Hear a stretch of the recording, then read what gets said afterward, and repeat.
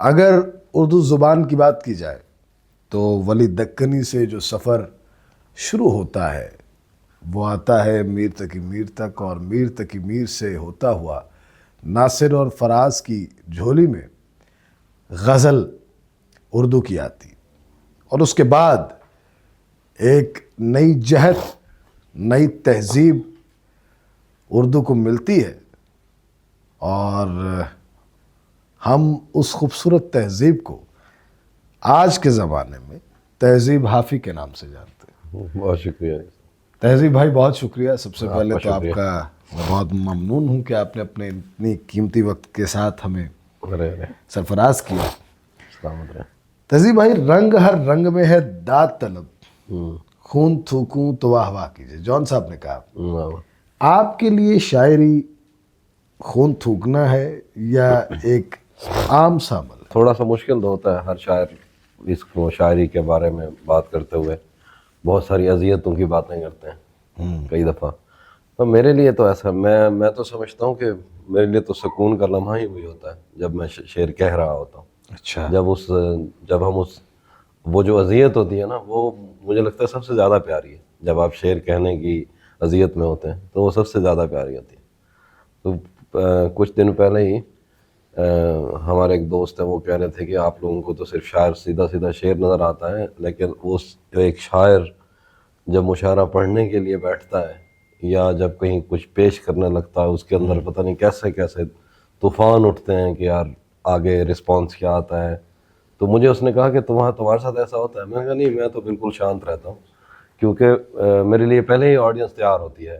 ایسا ہی ہے۔ میں آج کل تو جیسا چل رہا ہے تو اس لیے مجھے اس طرح کی پریشانی نہیں ہوتی۔ لیکن یہ ہے کہ جو وقت جو کام، وہ طابق صاحب کا بھی آپ نے انٹرویو، انہیں کا ہی شعر ہے کہ سکوت دہر رگوں میں اتر گیا ہوتا، اگر میں شعر نہ کہتا تو مر گیا ہوتا۔ تو ہمیں تو بچا لیا شاعری نے۔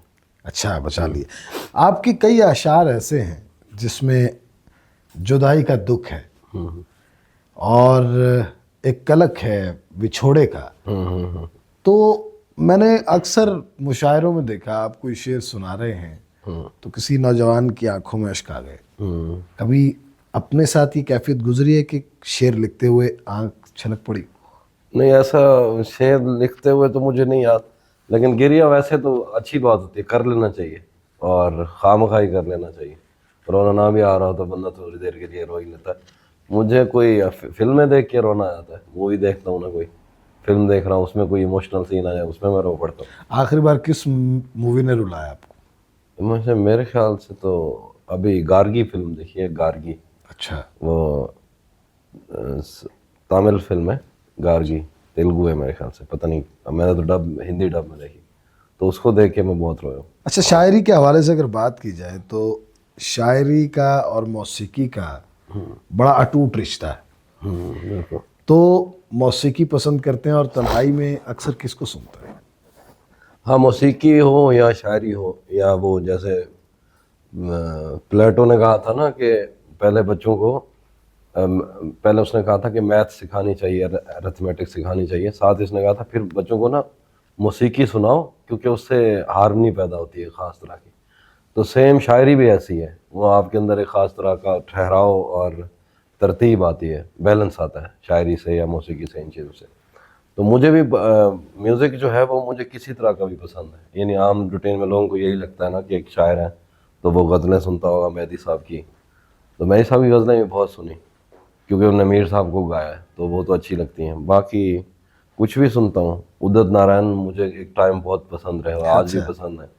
اس کے علاوہ تو نئے جتنے لکھنے والے ہیں، جتنے نئے گانے آتے ہیں سب سنتا ہوں، ریپ بھی سنتا ہوں میں تو بس سب کچھ ہی سن لیتا ہوں۔ سب کچھ سن لیتے ہیں، یعنی یہ آپ کے کشکول میں تمام جو ہیں فنون لطیفہ سے تعلق رکھنے والے لوگ سما جاتے ہیں۔ جامع جمشید ہے وہاں صاحب، پوری دنیا کا عکس نظر آتا ہے۔ اچھا اچھا، جامع جمشید۔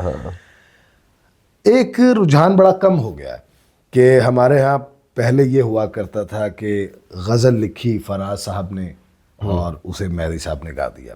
اب غزل گانے والے بڑے کم ہو گئے ہیں، تو اس معاملے کو آپ کیسے دیکھ رہے ہیں؟ کیا آپ کا بھی کلام جو ہے وہ گایا جا رہا ہے یا یہ کم ہے چیز؟ یہ دیکھیے، غزل واقع میں غزل کا جو روایت تھی غزل گانے کی وہ بہت کم ہو گئی.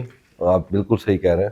اب تو مجھے نہیں مجھے یہ بھی نہیں یاد کہ ہم جو پرانے جو مطلب غلام علی صاحب ہو گئے یا انڈیا سے جو لوگ تھے, جو مہدی صاحب کو ہی سنیے, ابھی ہم کتنا ٹائم ہو گیا ہوگا آپ کو بھی گاڑی میں جاتے ہوئے کوئی غزل سنی ہو آپ نے؟ کم ہی سنتے ہیں, دنیا فاسٹ ہو چکی ہے.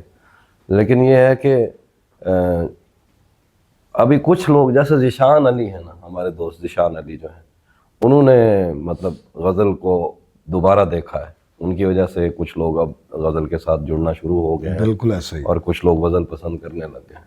تو ایک خاص طرح کا ریوائول ہے غزل کا جو ذیشان علی کر رہے ہیں, یا اس جیسے اور کئی دوست ہمارے جو غزل پہ فوکس کر رہے ہیں. میرے خیال سے تو ہونا چاہیے, کیونکہ یہ ہمارے سب کانٹیننٹ کا ہمارے مزاج میں شامل ہے, ہماری طبیعت میں ہی شامل ہے. مطلب جیسے بارش ہوتی ہے تو ہم کہتے ہیں یار کوئی شعر ہو جائے, کوئی غزل ہو جائے, یا پکوڑے بنا دیتے ہیں. تو یہ ہماری زندگی کا حصہ بن چکی ہیں, اور اس طرح کی جتنی بھی چیزیں ہیں نا ان کو آسانی سے نہیں جانے دینا چاہیے, کیونکہ وہ جو معدوم ہو جاتی ہیں پھر وہ کبھی واپس نہیں آتی چیزیں وہ سب. تہذیب غالب نے خط لکھے اور یہ سوچے بغیر لکھے کہ یہ چھپ جائیں گے, اور وہ اردو نثر کے لیے معجزہ ثابت ہوئے. آپ نے بھی آسان زبان میں اسی طرح ہی شاعری شروع کی یا ایک سوچی سمجھی سازش تھی؟ بہت اچھی بات پوچھی آپ نے. یہ ایک میں جب سے شاعری چل رہی تھی نا, وہ پہلے بھی سب کر ہی رہے تھے, تو میں نے کیا تھا, میرا سٹارٹ میں ہی نا سب جو نئے جیسے یہاں سینئر لکھنے والے تھے سب جتنے بھی بڑے بڑے نام ہیں, تو وہ جب سنتے تھے مجھے تو وہ حیران ہوتے تھے. وہ یہ کہتے تھے کہ آپ کے ہاں نا بالکل نیا پن ہے, بڑا ٹھیک ہے. تو پھر میں ایسے سوچتا تھا کہ چیزوں کو آسان ہونا چاہیے. مطلب میں نے کیا لیا, داغ سے ہی لیا جیسے سب کچھ. جیسے داغ صاحب نے روزمرہ کی زبان میں شاعری کرنا شروع کر دی تھی, تو اب آج سے 11-12 سال پہلے تو میں ایسے بیٹھا تھا, تو میں اپنے گاؤں میں ہی تھا, مجھے یاد ہے. تو میرے ذہن میں ایک مصرع آیا, سنو یہاں کوئی مسئلہ ہے تمہاری آواز کٹ رہی. تو مجھے اچھا لگا. پھر میں نے اس طرح کے شعر کیا. اس سے پہلے تیرا چپ رہنا میں نے وہ والی غزل بھی کہہ دی تھی.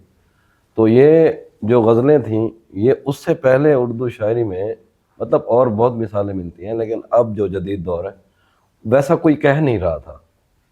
تو وہ جیسے میں نے وہ کہنا شروع کیا, وہ میرا مسئلہ تھا. مطلب اس طرح کی غزل کہنا, میں نے یہ نہیں سوچا تھا کہ اس پہ تالیاں بجیں گی یا داد ملے گی. تو وہ مل گئی, وہ ایک الگ بات ہے. لیکن بعد میں لوگوں نے سوچا اس طرح کی شاعری کرو تو داد ملتی ہے. تو اس کا داد سے لینا دینا کچھ نہیں تھا. پہلے تو میں نے جان بوجھ کے میں نے سوچا کہ شاعری کو ریلیٹ کرنا چاہیے لوگوں کے ساتھ. ریلیٹ ہی نہیں کر پاتے تو لوگ سنیں گے کیسے؟ جیسے سوشل میڈیا کا دور ہے, ٹک ٹاک ہے, میوزک ہے, کنسرٹ ہے نا, لوگ اتنے فاسٹ ہو چکے تھے, وہ غزل کو جگہ ہی نہیں ملنی تھی. شاعری کو کون پوچھتا؟ بالکل. اگر ہم یہ اس طرح کے اسٹیپ نہ لیتے تو ختم ہو جاتی. ابھی تو اب کوئی ایکٹر ہے وہ بھی شاعری پڑھ رہا ہے, کوئی سنگر ہے وہ بھی پہلے کوئی شعر بول رہے ہیں. دنیا کا ہر فنکار شعر پڑھ رہا ہے, ہر آدمی شعر پہ لگ گیا ہے. تو کہیں نہ کہیں شاعری اس دور میں اگر سلامت ہے تو اس کے پیچھے اسی طرح کے کام تھے نا, کہ اس کو آسان کر کے لوگوں میں لے آنا چاہیے. اچھا, یہ دیکھنے میں آ رہا ہے کہ اب ہماری جو قوم ہے اس میں ایک احساس کمتری کا ایلیمنٹ بہت زیادہ ہے. ہم اپنے بچوں کو بھی انگلش میں ڈانٹتے ہیں اور اردو بڑی کم بولی جاتی ہے. کیا دیکھ رہے ہیں ایسے حالات میں آپ اردو کا مستقبل؟